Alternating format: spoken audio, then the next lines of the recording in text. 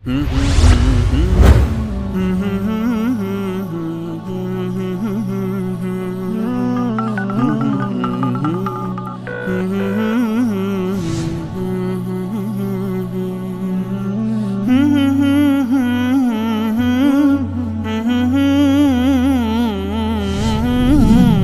الله الرحمن الرحیم.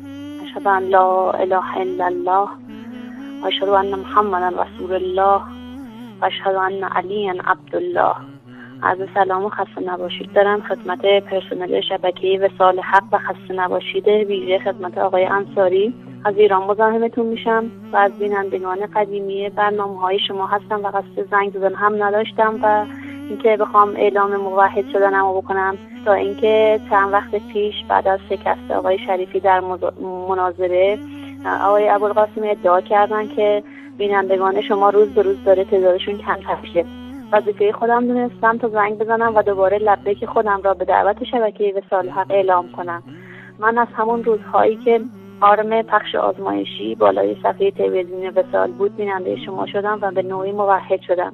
حدود 4 ساله که نمازمو 5 وقت میخونم و از شرک و خرافات دست کشیدم و خواستم از اینجا به آقایون شبکه ولایت که ادعا میکنند این تلسپیکرها و موحدان از اتاق بغلی استودیوی شبکه وصال زنگ میزنن بگم که شما راست میگید، از اتاق بغلی زنگ زده میشه، اما به احتمال 100% از اتاق بغلی حوزه علمی قم این تلفن ها زده میشه و بترسید از اینکه شاید نفر بعد از من که زنگ میزنه از اتاق بغلی استودیوی شبکه خود شما باشه. و مطلب دیگه این که در مورد بسته شدن نمازخانه اهل سنت در ایران خواستم به اهل سنت عزیزم بگم که در اونجا که نماز میخوندیم و نمازخونتون بسته شد ناراحت نباشین اصلا و مطمئن باشید که به ازای هر نمازخونه که بسته میشه و به ازای هر نفری از شما که از خوندن نماز محروم میشه تو نمازخونه یک خانواده ایرانی، یک خانواده توی ایران به شیوه اهل سنت داره نماز میخونه و اگه همینطور پیش بره خانه های شیعه تا چند وقت دیگه همه میشه نمازخونه برای خودش و خونه های شیعه میشه نمازخانه اهل سنت. آقای انصاری خدا را شکر میکنم که عمر من را در این بره از زمان گذاشت تا به لطف خودش و تلاش شما عزیزان بتونم از گمراهی نجات پیدا کنم. منی که فقط به یک نام از مسلمانی و با خودم یدک میکشیدم، منی که برای نماز خواندن هیچ ارزش قائل نبودم و عیاذ بالله نماز خوندن کار بیهوده‌ای میدونستم و وقتی را صرف نماز خوندنم نمی‌کردم و اسلامی که شما به من معرفی کردید دنیا و آخرت من و امثال من را دگرگون کرد. امیدوارم که خدا خیر دنیا و آخرت را نصیب شما کنه.